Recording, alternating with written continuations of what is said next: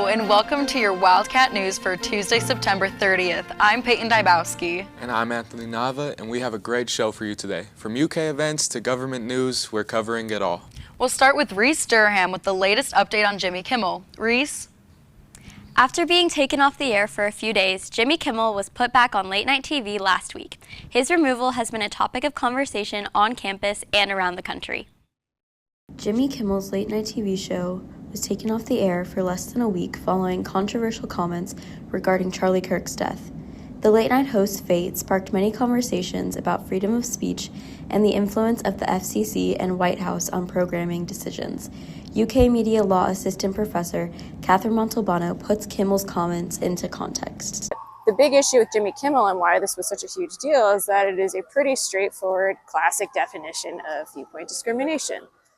Nothing he said went beyond the exceptions to the First Amendment. Some station owners, including Nexstar, which is awaiting FCC approval for a large television station ownership acquisition, kept the show off the air longer than parent company Disney, owner of ABC. Many feel the show's removal stemmed from trying to keep the politically appointed body happy leading up to the deal. UK students didn't necessarily agree with the suspension either. After watching what he said, I don't believe that he should have been fired because I feel like all the late night TV hosts just trash on politicians. The bare minimum of a free speech is to be able to speak about your government and to hold them accountable and to have an opinion that differs from your current political leader. Kimmel is back on his normal schedule at 11:35 every weeknight on ABC. Jimmy Kimmel returned to air in Lexington as soon as Disney reinstated the program.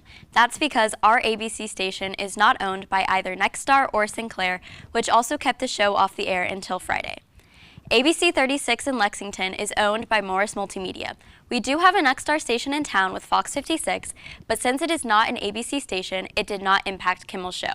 The other two stations of the Big Four in town are owned by Gray Media and EW Scripps Company. This makes all of our stations affiliates, meaning they are not owned directly by the networks but by another company. Lexington is the 63rd largest TV market in the U.S. based on TV households in the area.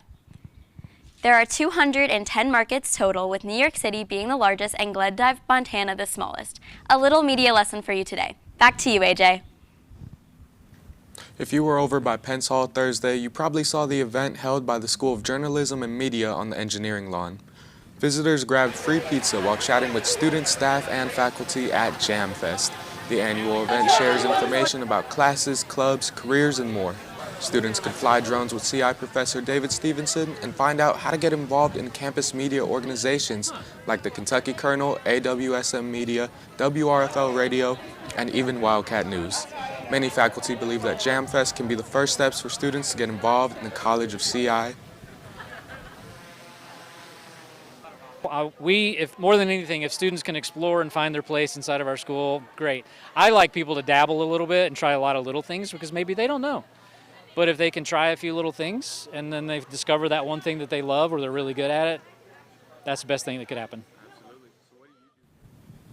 CI's Career Month kicks off tomorrow and will go through the month of October. And if anyone is near Pence Hall tomorrow, Wildcat Wardrobe will be having a pop-up shop from 2:30 to 4:30. Events like the pop-up shop have been planned to help students succeed. You can find specific dates and times for all of Career Month on the College of Comms website. Looking to take your resume to the next level?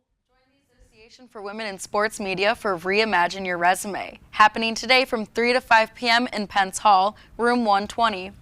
Get tips on tailoring your resume for internships and job applications and creative ways to highlight your unique skills and experiences. There will also be peer and mentor feedback opportunities and the ability to get a professional headshot taken. Be sure to bring your computer and a physical copy of your resume. Now with news from around the nation, let's go to Emily Hardman-Urbar with the latest. President Donald Trump met with Israeli Prime Minister Benjamin Netanyahu at the White House Monday. The Trump administration has proposed a 21-point peace plan for Hamas and Israel. The first point is Hamas must release all hostages within 72 hours.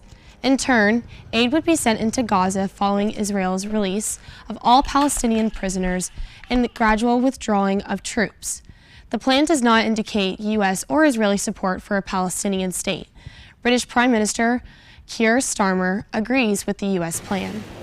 As of this morning, Israel has accepted President Trump's peace proposal. Hamas, on the other hand, has remained silent. In other news, lawmakers have until midnight to reach an agreement on a short-term funding bill to prevent a government shutdown. Not passing a bill could force layoffs and furloughs of non-essential government workers. Congress has not passed an annual spending bill. As Republicans push to pass a clean, continuing resolution, Democrats want to include health subsidies and protections for social programs. Both sides are blaming the other for the stalemate. Past shutdowns led to temporary furloughs. This time, the administration warns of permanent layoffs. Economists say even a short shutdown could slow the growth of markets a while longer and could delay food assistance, medical research, and more. Hurricane Imelda reached Category 1 status Tuesday morning with sustained winds of 75 miles per hour, according to the National Hurricane Center. Officials there say Imelda is expected to peak at Category 2 status Wednesday as it reaches Bermuda. The NHC says Imelda will cause dangerous rip currents for much of the U.S.'s east coast this weekend. Hurricane Humberto, which is currently located east of Imelda, will add to the hazardous conditions caused by Imelda. Imelda is the fourth hurricane of this year's Atlantic season.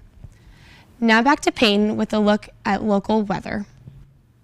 While hurricanes continue to make headlines along the coast, here in Lexington, we're looking at a much calmer week ahead. Today kicks off with mostly sunny skies and unseasonably warm temps. Expect a high near 84 degrees, dipping to 59 tonight. Thursday through Sunday, stay consistently warm and bright with highs in the 80 to 82 degree range, and overnight lows hovering between 55 and 58. Monday brings a slight shift, sunny to partly cloudy skies with a high around 79 and a mild low near 64. So, it's a week of sunshine and warm weather, perfect for getting outdoors. Just remember, layers for those cool mornings and evenings. Coming after the break, we have bikes, bourbon, and the latest on what's happening with UK sports and the Super Bowl. So don't miss out on the information, as we'll be right back with more Wildcat news. At the University of Kentucky, we build, we work, we lead. Not for the credit, but the future. For the name on the front of the jersey, the name that binds us, the place that drives us. For students and patients, farmers and families, fans and physicians, from dawn to dusk, we're here, advancing Kentucky together.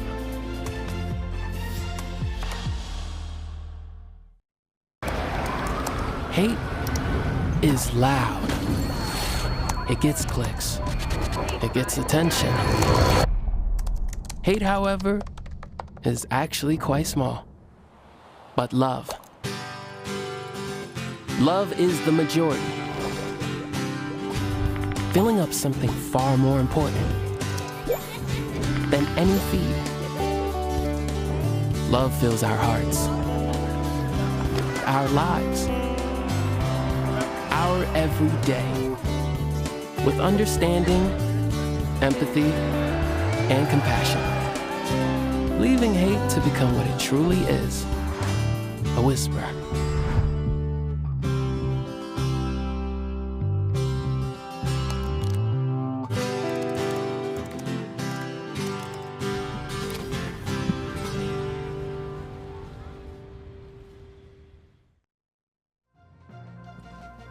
Welcome back. The Bikes, Bourbon, and Bluegrass Rally rolled back into Lexington last week, and riders made it a weekend to remember.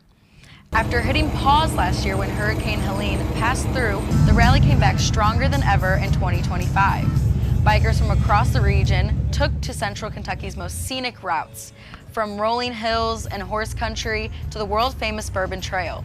The energy kept going with live music, food, vendors, and plenty of time to connect with fellow riders. The rally was free and open to the public, showcasing Lexington as the perfect base for the ultimate fall riding experience. Moving on to sports in the Bluegrass, unfortunately, Cutter Bully and the rest of the Cats couldn't get a win in South Carolina. 35-13 was the final score of the game, and the offense just could not get it going as Bully threw 2 interceptions and the Cats fumbled the ball twice. The Gamecocks scored 14 off of UK's 4 turnovers, so the Cats will have to take the loss on the chin and prepare for the road trip versus number 12 Georgia coming up this Saturday at noon. In some lighter UK sports news, however, 2 UK freshmen were given SEC honors. Freshman setter Cassie O'Brien was named the SEC Setter of the Week on Monday. In her first career SEC start, O'Brien led UK to getting back-to-back sweeps last week. With her help, the Wildcats have started 2-0 in SEC play for the first time since 2021. And the number 3 Cats' next match is at Ole Miss this Friday at 7. And over in women's soccer, defender Gabby Pareto has been named the SEC Freshman of the Week after scoring the game-winning goal in the Wildcats' 2-1 upset victory over number 25 Alabama last Friday.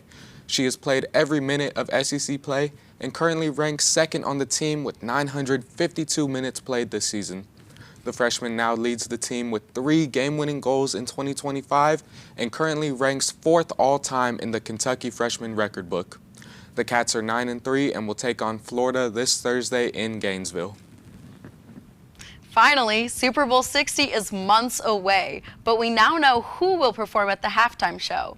It's 3-time Grammy Award winner Bad Bunny. The NFL and Apple Music made the announcement Sunday evening. Bad Bunny released his 6th solo album last January. Rumors had swirled that another pop singer, Taylor Swift, might headline the performance. NFL Commissioner Roger Goodell hinted at the possibility during a TV interview, but that did not happen, and Bad Bunny will now headline the show. So, what do you think about the halftime show? I'm excited. It's something we've never seen before, and I think it'll be something fresh and new. Absolutely, absolutely. You have anything else to say about Bad Bunny? I'm excited for the halftime. Debí tirar más fotos de cuando detuve. I can't wait. It's going to be a great show, in my opinion. I already know. Not everyone's happy about it, though. No. Not everyone. No. But either way, it's sports, music, fun. What more can you ask for? So that's how people come together. That's yeah. how it goes.